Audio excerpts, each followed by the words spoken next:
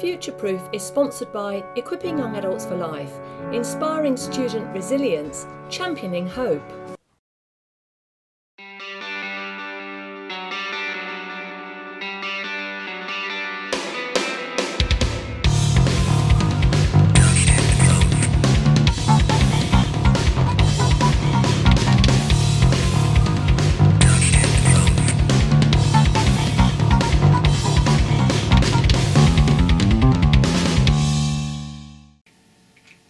Hello and welcome back from the break. Thank you so much for joining me, Sarah Hopwood, as I continue this programme today where I'm talking about a negative mindset. I've been running down this list through a number of programmes, and today we're talking about the mindset of I don't deserve certain things. And I was saying in the first half, we've just got to be very, very careful of our internal dialogue, and also just making sure that we understand. And I actually quoted Roosevelt, who said that in any moment when you're making a decision, then the best decision is the right decision, the second best decision is the wrong decision, that's the second best, that the worst decision is no decision at all.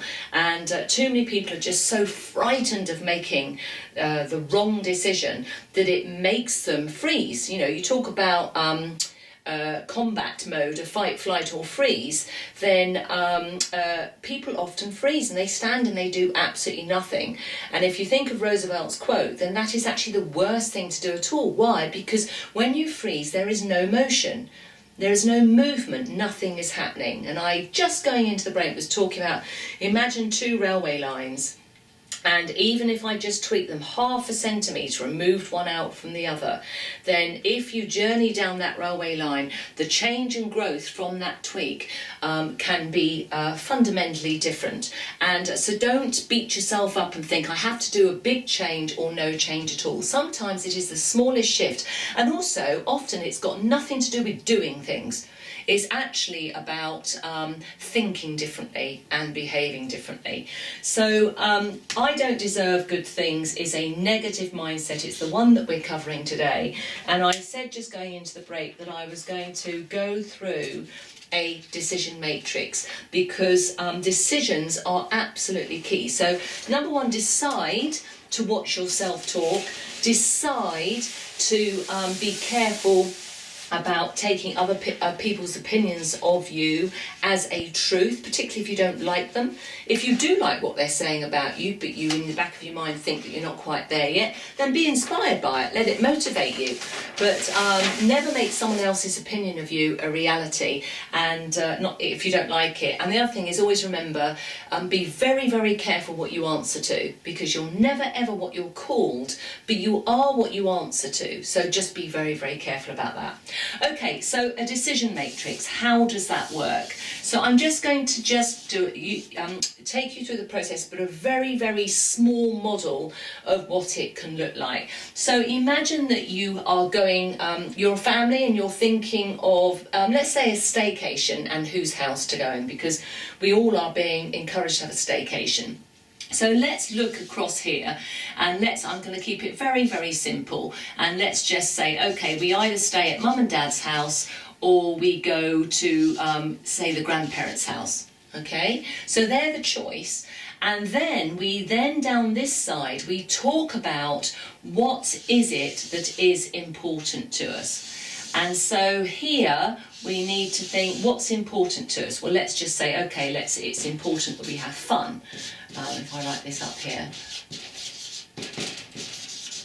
Okay, then the next thing is fun. So what about how much it costs, the travel and what have you?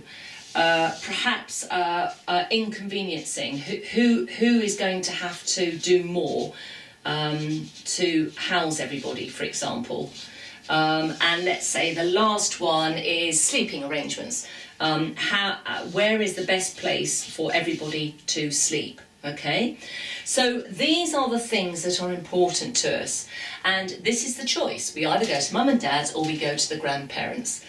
So what you can do as a family, but if you change the content here into a business decision, then obviously you would do it round the boardroom table, or you would do it in your teams, or indeed in education in the classroom. But the very important thing here is something that we call the weighing. Okay, so I'm actually just call it the weight and just put it in there. And that is saying what is most important to us out of these. And the whole total, and if I have the totals down here, then the total is out of 100. Okay, so out of 100, well, no, first of all, which is the most important feature or thing that for you all to consider as a family? So let's say the money is the greatest priority. So out of 100, how important is the money? So let's say, well, that's at least 40%. That's very important to us. So that leaves you 60% left. So, okay, so what's the next important thing? And the kids would definitely go, well, fun. We've got to make sure we have fun. So out of 60, how important is the fun? So they might say, well, that's very important. So they've made that 30. Okay, so that then leaves 30 left. So which is the next most important thing? Is it inconvenience or the sleeping arrangements? You say, well, you can't have fun if you're not sleeping well. So maybe sleeping is very, very important. So out of 30, how would you weigh the sleeping? And then you could say, well, that is very important. So actually, we think sleep is 25%. So that leaves 5%, which will then sit on how inconvenient it is. And then as a team, you can then say, let's all make a judgment here. Let's all vote to see what everybody thinks. So out of 30, how much fun will we have if we go to mum and dad's? So I don't know what you'd say out of 30, let's say 25. Okay, how much fun would you have if you went to your grandparents? Well, okay, I've got to be careful here, let's say it's 25 as well, okay? So money-wise, out of 40, how much will it cost everybody to go to your mum and dad? So let's say out of 40, and we're looking at how favourable this is, okay? So it's not too expensive, which means the number will be high because it's favourable.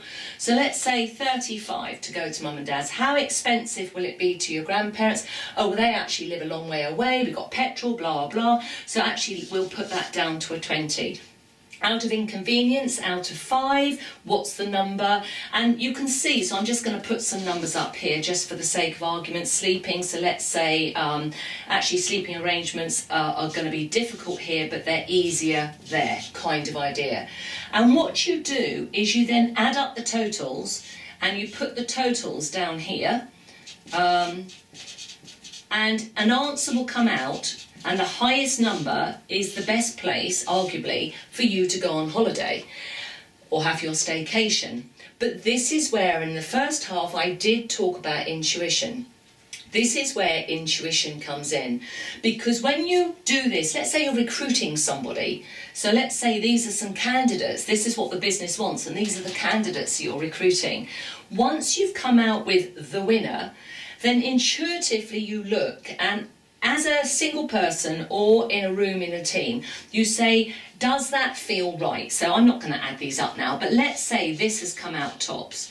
You then say as a family, does that feel right? And if the consensus is, no, I'm really surprised, then you can't just override it. You go back into the decision matrix to see if you can change some of these numbers that will then match your intuitive answer. But particularly in recruitment, if you have a decision matrix, intuitively the wrong person's come out, if you can't go in this matrix and change some of these scores to get the person you thought was going to get the job, then do not, whatever you do not override the decision matrix just because of your intuition. Because 9 times out of 10, these are things that the business want, if you like, and 9 times out of 10, the matrix is right and your intuition is wrong. And so just be very, very mindful of that. So I just want to commend to you, don't think negatively about yourself, about what you're worth, about what you deserve and what you don't deserve. We are all equal as human beings. You are as deserving as the person next to you. However we look, wherever we live, wherever we stand, we are all deserving, and we have to just watch our self-talk, Control your self-talk, tell yourself what you want, not what you don't want. Always work on what you want. Don't listen to people, the naysayers. Don't listen to them. You'll always get naysayers. Every single time you've got an initiative, somebody will come in and say, no, you can't. So don't let that affect you. Use the decision matrix and always remember that, as Roosevelt said, when you're making a decision, the best decision is the right decision. The second best decision is the wrong decision. But the worst decision is no decision at all. And what is it that usually makes you freeze? Fear. So work out, use tools to double check and do it in fear if the logic is telling you it's still actually safe to go. Have fun.